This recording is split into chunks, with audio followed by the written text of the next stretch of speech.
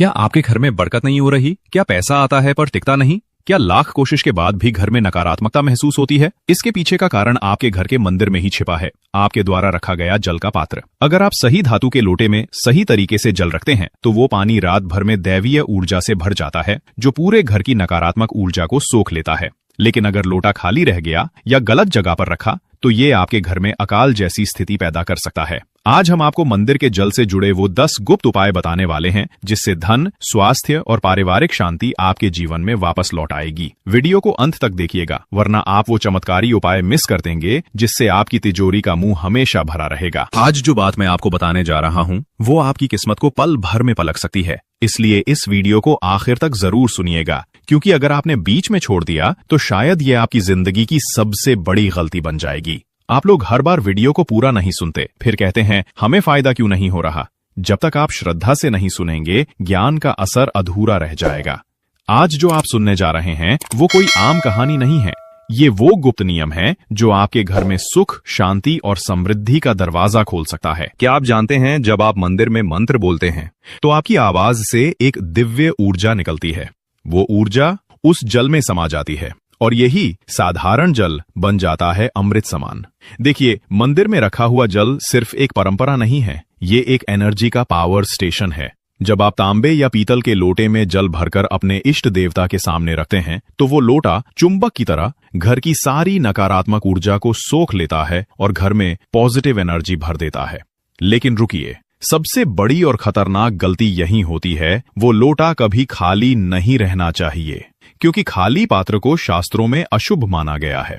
खाली लोटा सीधे सीधे आपके घर में अकाल और दरिद्रता का बुलावा है। अब सबसे बड़ा और जरूरी सवाल, वो जल जो एक रात मंदिर में रहा, सुबह उसका क्या करना चाहिए? कई लोग उसे फेंक देते हैं, लेकिन ये बहुत बड़ी भूल है, क्योंकि उस जल में देवताओं का आशीर्वाद और करोड़ों मंत्रों की शक्ति भरी होती है। तो अब जानिए उस जल के 3 जादुई उपयोग जो आपकी किस्मत के ताले खोल देंगे।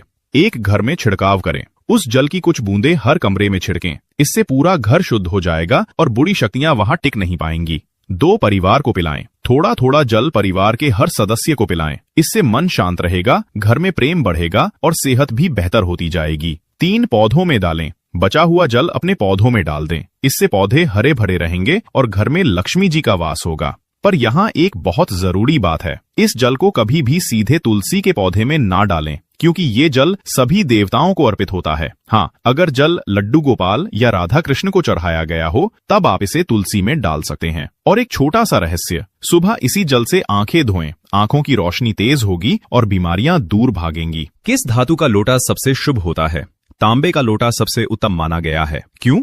क्योंकि तांबा अपने आप में एक जादुई धातु है, उसमें रखा जल रात भर में ही अमृत जैसा बन जाता है। अगर तांबे का लोटा ना मिले तो पीतल का भी इस्तेमाल कर सकते हैं, पर याद रखिए, स्टील या लोहे के बर्तन से पूजा बिल्कुल नहीं करनी चाहिए। और एक बात जो लोग नहीं जानते, लोटे को कभी ऊपर से ना पकड़ें, हमेशा नीचे से आधार पकड़कर जल भरें। लोटे का मुख हमेशा ऊपर की ओर होना चाहिए, उल्टा रखना महाअशुभ होता है। अब सुनिए दीपक की सबसे छुपी हुई बात। क्या आप जानते हैं कि गलत धातु का दीपक आपके घर में कंगाली ला सकता है? आजकल लोग कांच, स्टील, लोहे के दीपक इस्तेमाल करते हैं, लेकिन ध्यान दीजिए, स्टील या लोहे के दीपक से पूजा करने पर शनि देव नाराज हो सकते हैं। कांच के दीपक राहु केतु को बढ़ाते हैं और घर में झगड़े और अशांति फैलती है। तो फिर क्या करें? सरल उपाय, तांबे, पीतल या मिट्टी के दीपक का उपयोग करें। मिट्टी का दीपक सबसे ज्यादा पवित्र है, क्योंकि वो धरती माता से जुड़ा होता है। दीपक में हमेशा शुद्ध रुई या मोटा सूत की बाती डालें। रंगीन या सिंथेटिक धागों से बना दीपक नकारात्मक ऊर्जा फैलाता है। दीपक को पूर्व दिशा में रखें तो आयु बढ़ती है और उत्तर दिशा में रखें तो धन की बरसात होती है। अब सुनिए सबसे शक्तिशाली मंत्र जो आपके घर में कभी पैसों की कमी नहीं होने देगा। सुबह नहाने के बाद मंदिर में बैठकर सिर्फ 11 बार जाप करें। ओम श्रीम ह्रीम क्लीन महालक्ष्म्यै नमः। जाप शुरू करने से पहले दीपक जलाएं और 1 लोटा जल रखें। फिर मंत्र पूरा होने के बाद उस जल को अपनी तिजोरी या दुकान में छिड़कें। ये मंत्र मां लक्ष्मी और कुबेर दोनों को प्रसन्न करता है। ऐसा करने से धन की हानि रुकती है और नए आय के स्रोत खुलते हैं। और हाँ, तिजोरी में हमेशा तांबे का सिक्का रखें और उस पर केसर का टीका लगाएं। आपकी तिजोरी कभी खाली नहीं होगी। हर शुक्रवार मंदिर में गुड़ और चने का प्रसाद चढ़ाएं और फिर गाय या कौवे को खिला दें। इससे शुक्र ग्रह प्रसन्न होता है और धन लाभ होता है। उत्तर दिशा में जल का पात्र रखें और रोज ताजा जल डालें। इससे घर में पॉजिटिव एनर्जी बनी रहती है। अगर कोई व्यक्ति लंबे समय से बीमार है तो मंदिर में रखे जल की 3 बूंदें रोज सुबह खाली पेट दें। बीमारी जल्दी दूर हो जाएगी। अगर घर में झगड़े हो या तनाव हो तो सबको मंदिर का जल 1-1 बूंद पिलाएं। परिवार में फिर से प्यार और शांति लौट आएगी। अगर बच्चे पढ़ाई में मन नहीं लगाते तो उनकी किताबों और स्टडी टेबल पर मंदिर का जल छिड़कें। फिर बच्चों से रोज ये शक्तिशाली मंत्र बुलवाएं, ओम ऐं सरस्वत्यै नमः। इससे याददाश्त तेज होगी और पढ़ाई में मन लगेगा। अगर व्यापार ठीक नहीं चल रहा या नौकरी में तरक्की नहीं हो रही तो हर शनिवार पीपल के पेड़ पर जल चढ़ाएं और सरसों के तेल का दीपक जलाएं। दुकान या ऑफिस की उत्तर पूर्व ईशान दिशा में एक छोटा तांबे का कलश रखें और उसमें रोज ताजा जल डालें। कुछ ही दिनों में तरक्की और सफलता आपके कदम चूमेगी। अगर आपके घर में बार बार रुकावटें आ रही हैं, पैसे टिक नहीं रहे, तो समझ लीजिए पितृदोष है।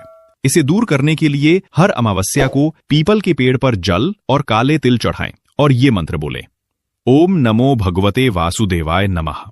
इससे पितृदोष शांत होता है और पितरों की कृपा आप पर बनी रहती है। जीवन में सुख समृद्धि चाहिए तो हर रोज शिवलिंग पर जल चढ़ाएं। सोमवार को दूध और जल से अभिषेक करें। इससे समस्त दोष शांत होते हैं और जीवन में सुख समृद्धि बढ़ती है। इन सभी उपायों को सिर्फ जानकारी मानकर मत सुनिए, इन्हें श्रद्धा और विश्वास से करें, क्योंकि बिना श्रद्धा के किया गया उपाय बस एक रिवाज बन जाता है, उसमें शक्ति नहीं रहती। अगर आप रोज इन नियमों का पालन करेंगे तो यकीन मानिए आपका घर लक्ष्मी, शांति और सेहत से भर जाएगा। अब आप बताइए, आज के सत्संग में आपको सबसे अच्छा कौन सा उपाय लगा? कमेंट में जरूर लिखिए जय माता लक्ष्मी। और अगर दिल से विश्वास है तो वीडियो को लाइक और शेयर करें ताकि बाकी लोग भी इस दिव्य ज्ञान का लाभ उठा सकें।